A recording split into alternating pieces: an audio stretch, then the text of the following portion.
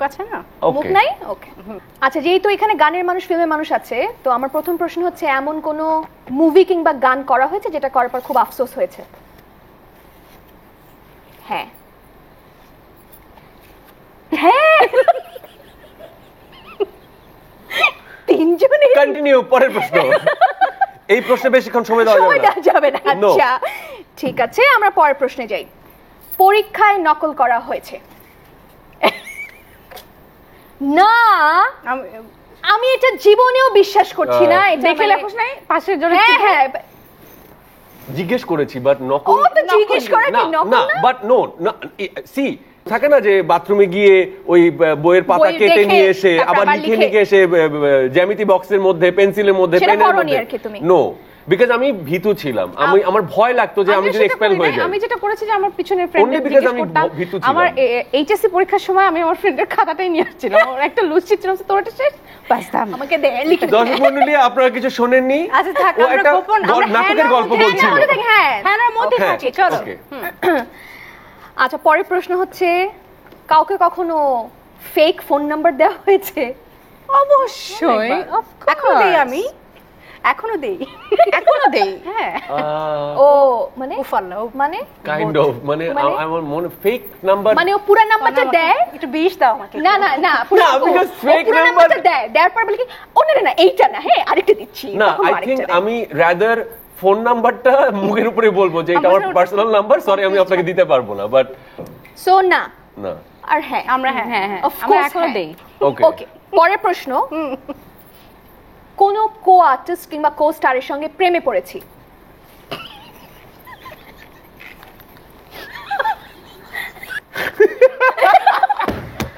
তুমি কোনটা? তুমি কোনটা? জার্নালিজম যদি পড়ে তাহলে কোনারা লাগে এন্টারটেইনমেন্ট জার্নালিস্ট। এক্স্যাক্টলি এই প্রশ্নের উত্তরটা কি আমি এভাবে দেখাতে পারি? ধরো এরকম কন্টিনিউয়াস রোটেট হচ্ছে, হ্যাঁ না হচ্ছে, সব হ্যাঁ না, মাঝে মাঝে কবি না কবি মাঝে থাকছে শুভ এরকম এরকম, because see obviously my answer is no. হ্যাঁ, বাট ফ্লিপ হয়ে যায়। মাই অ্যানসার ইজ নো, হয়ে যায়, ফ্লিপ হয়ে যায়। ওকে ওকে, পরের প্রশ্ন। আচ্ছা, প্রেমে তো হয়তো পড়েছে কিংবা পড়িনি, তাহলে প্রেমে পড়ে ব্যর্থ হয়েছে কিনা? 250টিরও বেশি ডিজাইন অপশন নিয়ে ওয়ালটন স্মার্ট ফ্রিজ, বোঝে আপনার প্রয়োজন।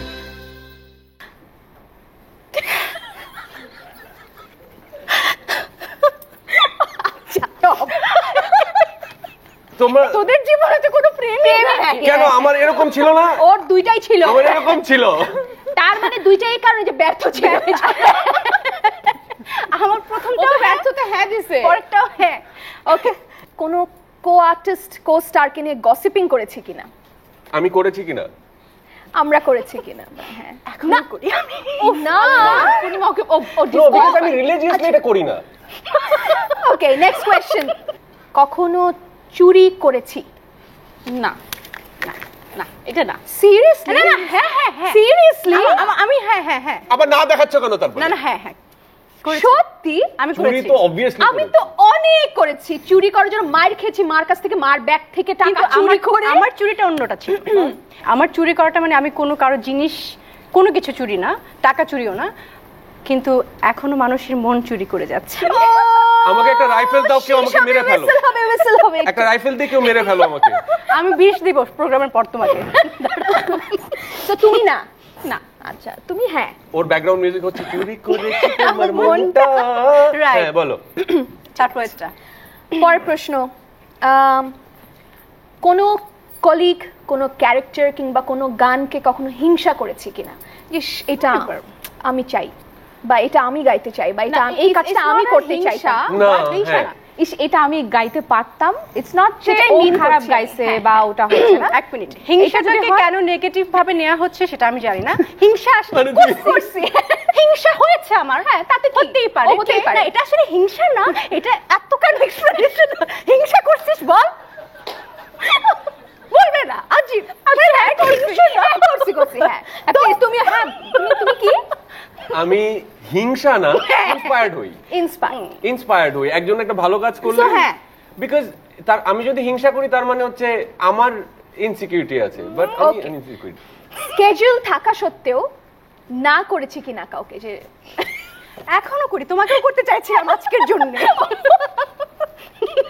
তিনজনই হ্যাঁ, আমি অনেক বড় হ্যাঁ। আমি আমার এই সেগমেন্টে কিন্তু সবই হ্যাঁ, আমি দেখলাম কুইন হয়ে যাচ্ছে কিন্তু। সত্যবাদী, সত্য বচন। চলো এই সেগমেন্টের লাস্ট কোয়েশ্চেন, এটা একটু সিরিয়াস কোয়েশ্চেন, তবুও ইম্পর্টেন্ট কোয়েশ্চেন। সোশ্যাল মিডিয়াতে কখনো ট্রোলের শিকার হয়েছেন কিনা? হ্যাঁ না, হ্যাঁ নট ইয়েট ফরচুনেটলি। ওকে, না এটা আমি এই কারণে রেখেছি এতগুলো ফান কোয়েশ্চেনের পর, কারণ হচ্ছে এই ব্যাপারটা একটা সিরিয়াস পর্যায়ে এখন চলে যাচ্ছে, এবং আমাদের কখন যেন মানে আমরা একটা আনন্দে কিংবা খুশিতে হাসছি ফান করছি, সেটা থেকে বের হয়ে এক্সট্রিম পর্যায়ে চলে যাচ্ছি সোশ্যাল মিডিয়াগুলোতে। আমাদের সামনের মানুষ কিংবা আমাদের পছন্দের মানুষকে নিয়ে একটা কথা লিখতে বলতে ওই সময়টা হয়তো আমরা ভাবি না, কিন্তু এটার অনেক বড় একটা ইম্প্যাক্ট থাকতে পারে। তো আমাদের আরো অনেক বেশি দায়িত্ববান হতে হবে আমাদের এই ভালোবাসার মানুষগুলোর প্রতি, যারা প্রতিনিয়ত আপনাদের জন্য কাজ করছে, আপনাদের বিনোদনের জন্য কাজ করছে, একটু আনন্দের জন্য কাজ করছে। তাদেরকে শ্রদ্ধা নিয়ে ভালোবাসা নিয়ে যেন আমরা লিখতে পারি। সোশ্যাল মিডিয়াতে নেগেটিভলি ট্রল হয় কিনা এটার উত্তর যেন সবসময় নাই আসে।